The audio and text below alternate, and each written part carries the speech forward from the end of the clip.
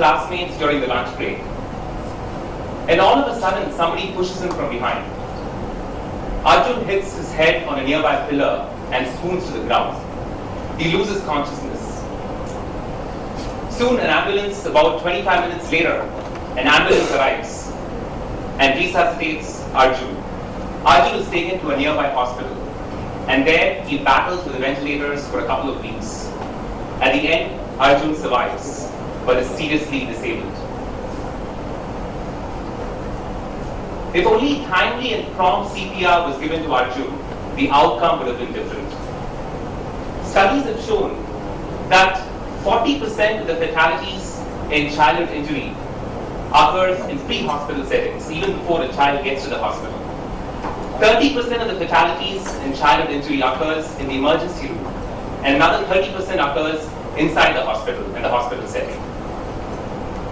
So, a large number of injuries occur in the pre-hospital setting, even before the child gets to the hospital.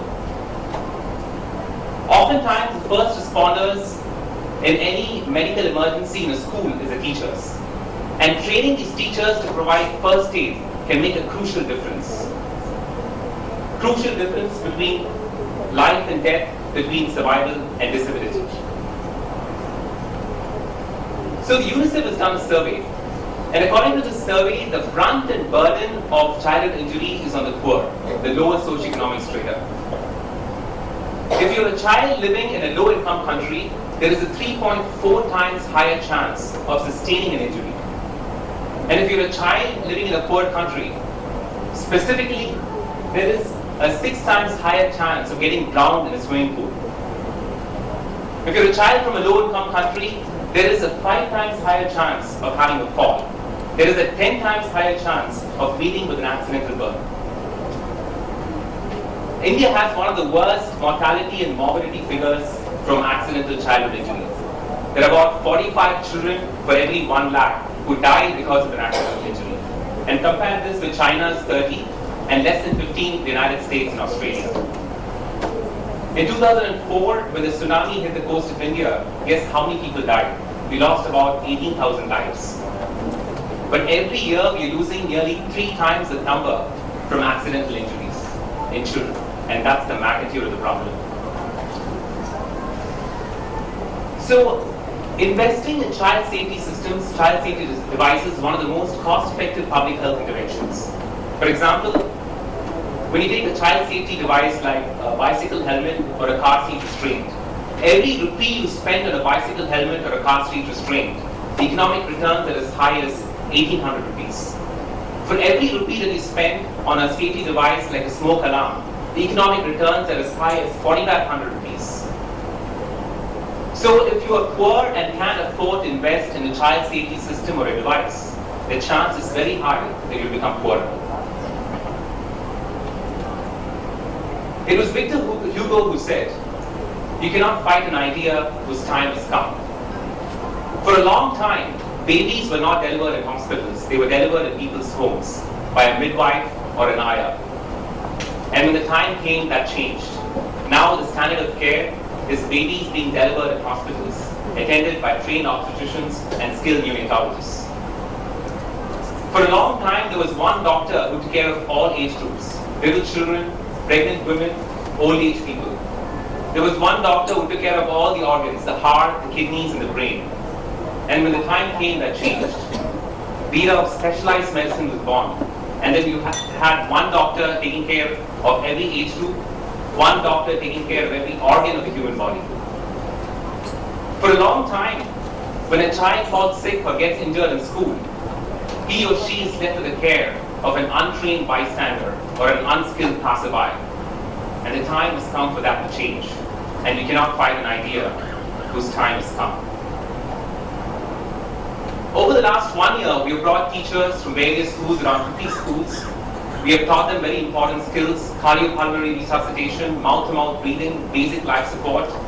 But in addition to that, we have taught them how to deal with common medical illness in schools. What do you do when a child has a little scratch, little abrasion? What do you do when a child takes a little compass and pokes another child sitting next to him? A child who's watching TV all night and then comes to school in the morning and has a severe headache, what do? There are two children in school and they have an eating competition. Who eats faster? And one of the children gulps 4 bananas. And while he's trying to swallow the 5th banana, it chokes him. What do you do in a situation like that? And then the medical emergencies, which are not happening every day on a day-to-day basis, but which do happen once in a while. And then a moment comes which rarely comes. Those dreaded moments, those dreaded medical emergencies. And what do then? Cardiopulmonary resuscitation, mouth-to-mouth breathing, basic life support. So all these skills we have taught these teachers. But there's something very important that we have not taught you, because it cannot be taught. It's something which can only be imbibed, and that is kindness and that is compassion. Arthur Shapiro wrote in his very famous book, From the Ancient Priest to the Modern Physician. He recounts how in those ancient days, when people felt sick, they went to these priests. And in the ancient times, there were no CAT scans. There were no ECG machines. But these sick people went to the priests, and all that these priests had at their disposal was love, affection, and kindness to offer to these patients. And they produced remarkable results. These people did get better. That's what Arthur Shapiro very famously calls the powerful placebo effect. So my dear teacher friends, when these children at your schools, they fall sick, when they get injured, when they come to you with a lot of expectations, that they will get better, that they will recover, they will get pain relief. And as teachers, all of you already have a lot of this kindness, a lot of this compassion and benevolence. And there's no better time to show to these children when they get injured and when they fall sick and they come to you. And you can make a very crucial difference to the lives of these little children. Our respected Director General of Police has a reputation for being very accessible, very approachable. Usually at the Children's Hospital here, when we go to give an injection to the children, they immediately scream, "Mommy, Daddy." But the other day there was this child, we were going to give him an injection. And he looked at us and said, "Stop right there, don't come near me. If you give me an injection, I will call the police." I was stunned. I asked him, "What police?" And he said, "Director General of Police." So he has such a reputation for being so approachable, accessible, that even kids think they can call you directly.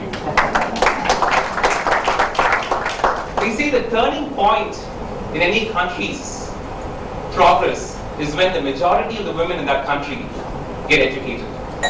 But I think the turning point in a nation's progress, in a nation's history, is when a woman heads the education department and leads it efficiently. And thanks to Madam Sunita, we have reached the tipping point in our nation's history. She has a reputation for being so dynamic, so daring, and pragmatic. Today in India, there are about 220 million school-going children. India, in fact, has the largest number of school-going children in the world today. And the children spend the prime time of their lives, the most productive years of their life at schools. And in every given day, the prime time of that day of that child is spent in the school. The child spends about 70% of the waking hours each day at school. So statistically, the chance of a child getting injured is more at school than at home.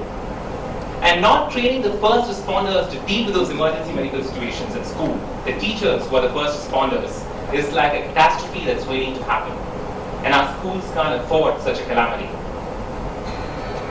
The health and safety of our children is not just the responsibility of the schools, not just the responsibility of the teachers.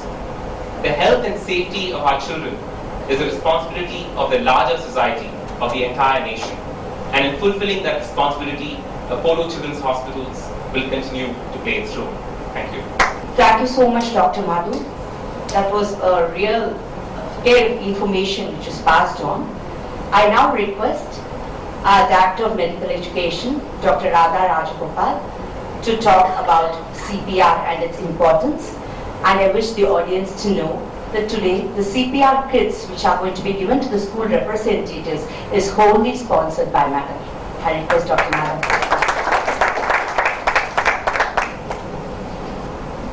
It's very nice to see that a number of teachers have turned up over here for this meeting, and we have with us our honorable Director General of Police of Tamil Nadu, Mr. Ramanujam.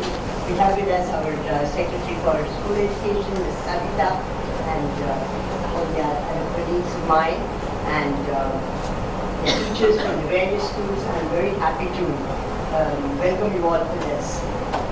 Well, what I'm going to talk about today is, like basic life support and how it is important for the public, particularly the teachers and, lay persons. And as actually said by our colleague, Dr. Madhu, a lot of the children get injured in school. Similarly, a lot of the sudden cardiac arrest about which I'm going to talk occurs in the outside hospital setting. And unless people know what to do and they lose in time, the incapacitation will be very, very low. So first of all, what is sudden cardiac arrest? Everybody will think that sudden cardiac arrest is myocardial infarction or heart attack. It's not that. Myocardial infarction can also produce sudden cardiac arrest, but the sudden cardiac arrest can occur due to many causes. Now, it can occur in any individual within the hospital when he's sick, or it can occur outside the hospital. Now, the outside the hospital situations are plenty.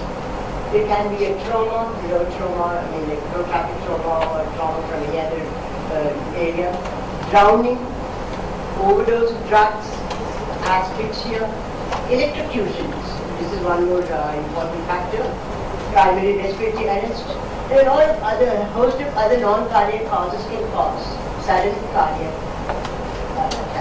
arrest. The outcomes of the out of the hospital sudden cardiac arrest is dismal.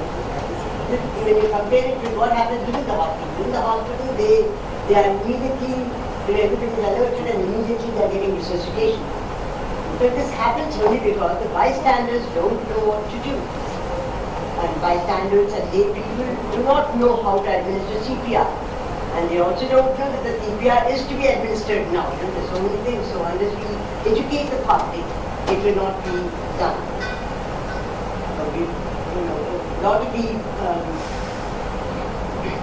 societies, like our own cardiac society or Indian Academy of Pediatrics, we are all very earnest in teaching our doctors the basic life support and the advanced life support and so on and so forth.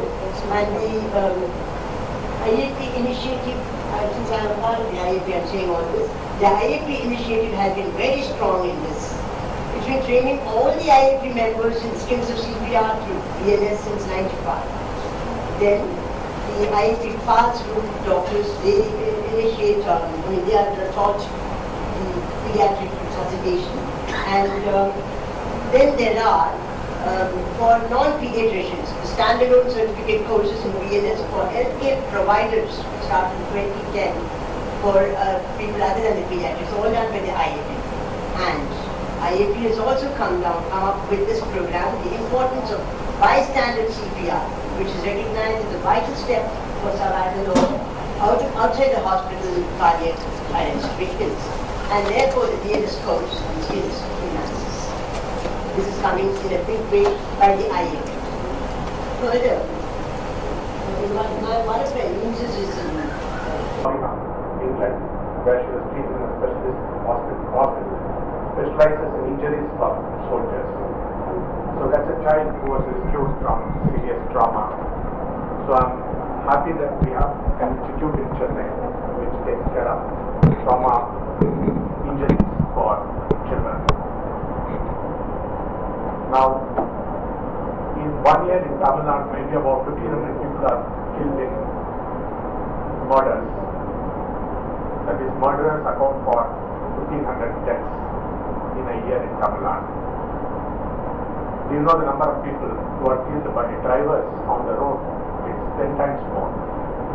Almost 15,000 people or more get killed at the hands of a driver at the wheel of a car. So it is one of the biggest causes of casualty in Tamil Nadu and the world over. I can say it's only a question of time before it becomes the biggest killer among various causes of death. Now we have our road safety programs, our ambulance. In fact, in Tamil Nadu, we are much better off with our ambulance services than in many other states. Now, when this girl Nirbhaya was and her boyfriend were left on the roadside, badly injured, and at night on the platform, I think everybody criticized why is it took so long for the police to reach the place. Nobody raised the question, why did the ambulance go there? I don't know how good is the ambulance service in Delhi. I would expect that in a crisis like this, it's the ambulance that should reach the place first. Had the ambulance reached, they would have been, they might have been able to save the life also of that girl. Now, we always talk about this golden hour, especially in our traffic campaigns. We say the attention that you pay at the time of within the first 1 hour is the most important thing. But what kind of attention you pay, we don't know. We are not trained in that. In fact, we had one SP, Superintendent of Police, who was traveling by road from Madurai to Tirunelveli. Somewhere near Tirunelveli, his car met with an accident. When he met with the accident, he was badly injured, but he was talking, he was all right. But when he reached the hospital, he had become almost paralyzed. All the limbs were paralyzed. I think he could not talk also. Now what happened was, when he was transported from the scene of accident to the hospital, he was not, proper care was not taken. And that resulted in this being left almost in the state of a vegetable. Now he has improved, he has joined service, I am very happy. And he is working. But then it will take a long time for him to recover fully.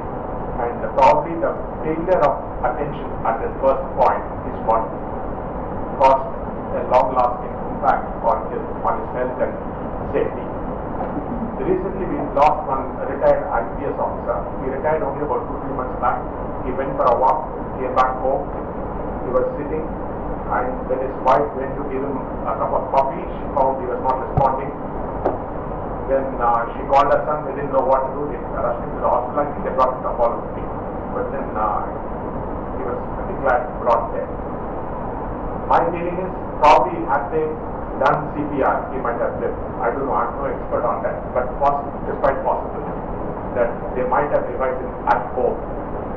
So, by the time the person is taken to the hospital, the life might have gone.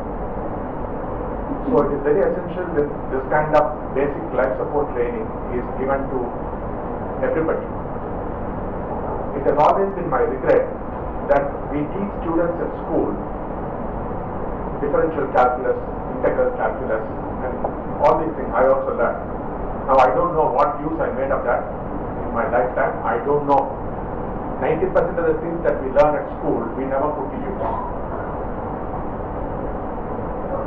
Whereas essential skills that you need in life, they are not taught at schools. I'm not blaming school education secretary, but I'm no quarrel with that. I'm just saying this point.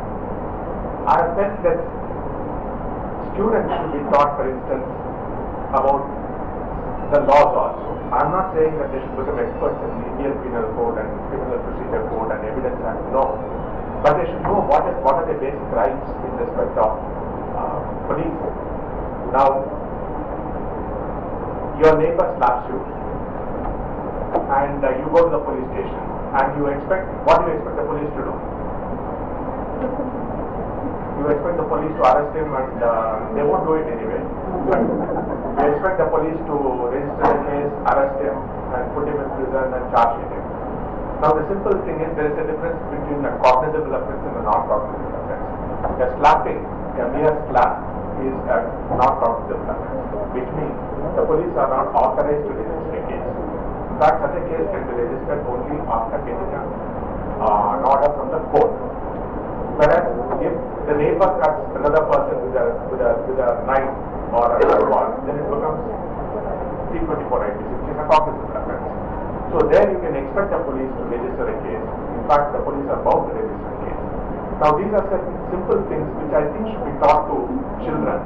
In fact, when I went to a police station in UK during some training course, I found they kept pamphlets which they gave to all prisoners, listing out their rights. What are their rights as prisoner in a police station when he is in the lockup? So we have rights, we also have responsibilities. These are things I think which should be taught in school. And more importantly, life support skills, basic life support skills or CPR are definitely techniques that should be taught. Now I've heard about CPR many times, I've watched video presentations, I saw the ladies here doing such a brave job of CPR. But if I see somebody in a situation where he may be needing CPR, I don't know whether I'll have the courage to do that. Because I'll be afraid, will I be breaking some bones? Now, somebody should tell me, okay, you can break a bone. You might break a bone, but it doesn't really matter. What matters here is making you breathe again. Now, this is what we need in hands-on training. The more people are trained on this, now in Chennai city, you know, not only in Chennai, maybe in most of the cities, it takes ambulances a long time to reach the place. In fact, I wish there were two-wheeler ambulances. It's not possible, but then a four-wheeler vehicle finds it difficult to move across the city. In foreign countries, of course, they've got helicopters. They use helicopters to rescue people. We don't have those facilities. And it takes a long time for even ambulances to reach the place. So during that period, it is the trained an individual. He may be a teacher, he may be a policeman, he may be a school student, somebody who can probably take care. So I wish... So we really like to carry out the suggestions. We would definitely like to have a special program to train police personnel on how to handle pediatric emergency. We will definitely take it forward. Now I request Kavita ma'am to give you words.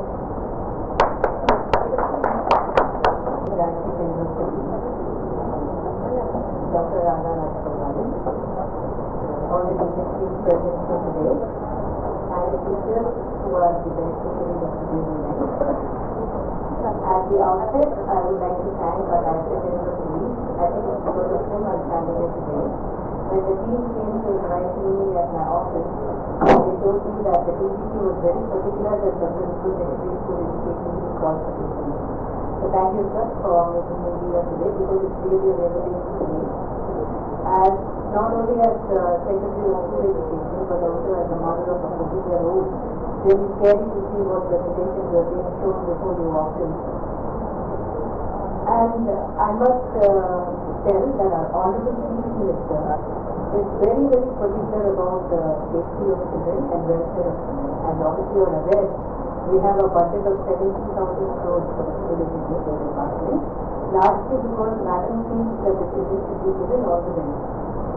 And for the first time in Tamil Nadu, the state board, we have introduced something called a continuous and comprehensive evaluation system of education, and one of the components of the CCE is life skill training. So I would like to tell all of you here today that we'll be happy to include in our textbook curriculum itself one component on safety of children. Pointed out by our respectful DGP, very, very important that the children know what they should do to either prevent an accident or at least learn how to take care of it in the event of it happening. And I was also told that Apollo management has already approached the corporate schools at Chennai and about all the schools people are going to be sent for training starting from next month on here. But unfortunately, they are not approached school education department. To clarify, in the state we have about 56,537 schools, and three of the corporations, that is Chennai, Trichy, and Coimbatore, the three corporations, they have their own schools, which is under their administrative control, and the remaining schools are under the administrative control of the education department. So I'll be very happy if you can give me a proposal so that we can extend it to a larger number of teachers and students, and it will benefit the whole state. And we are also working on the teachers' curriculum now. So I will make sure that in the higher education segment where you're working on the curriculum, we try to put this as a component because the teacher gets aware of it even before they choose the profession as a teacher in a school. I'm sure all of you here gathered that very enthused with first speech because as we mentioned, it's very scary to enter a hospital. And recently my daughter was admitted in a hospital and every time I go to a hospital it is a learning process. I learn so much more how to handle a child. Maybe because I'm a mother with more empathy and sympathy towards children, I like to stay back late and work on programs which will give special benefits to children. And one of the programs we would really like to work on is road safety, which I think I had a brief discussion with you once in your office. But we definitely work on a road safety program and also other life support programs for children. Thank you once again for giving me this opportunity. In fact, when one of them was being a speak here, I wanted to try it out myself, but I thought it looked a bit too enthusiastic to do that. And maybe try and do it sometime later. And I'm definitely going to take this to the knowledge of our honorable chief minister and see that we come out with a concrete program for the state as a whole and maybe make it a policy to ensure that children are given knowledge of their rights and the benefits, and as well suggested bring out a pamphlet which will tell them what their fundamental rights are as a child in terms of safety, security, and also all the other restrictions, demands which they have to do. Thank you very much. First anniversary of the Child Safety Campaign at the Apollo Children's Hospital, a momentous occasion where the dignitaries from the police department, school education and a major children's hospital have pledged to safeguard the safety of our children and thereby the future of our nation. It is my privilege to deliver the vote of thanks. First, I thank our illustrious chief guests for having spared their precious prime time and graced the occasion. The Tamil Nadu Director General of Police, Mr. K. Ramanujan, IPS, for his articulate talk on the importance of golden first hour treatment and the importance of timely ambulance care after a major trauma. To Ms. Savita, D. Savita, IAS Principal Secretary, Government School Education Department, for emphasizing the requirement for road safety and life skills in schools, to not just the teachers but to children as well. All the honorable members of the press and media, our MD and Chairman, Dr. Preeta Reddy and Dr. Pratap Reddy, for not just the very existence of the Apollo Children's Group, but for their abiding belief that children too need to be touched by a special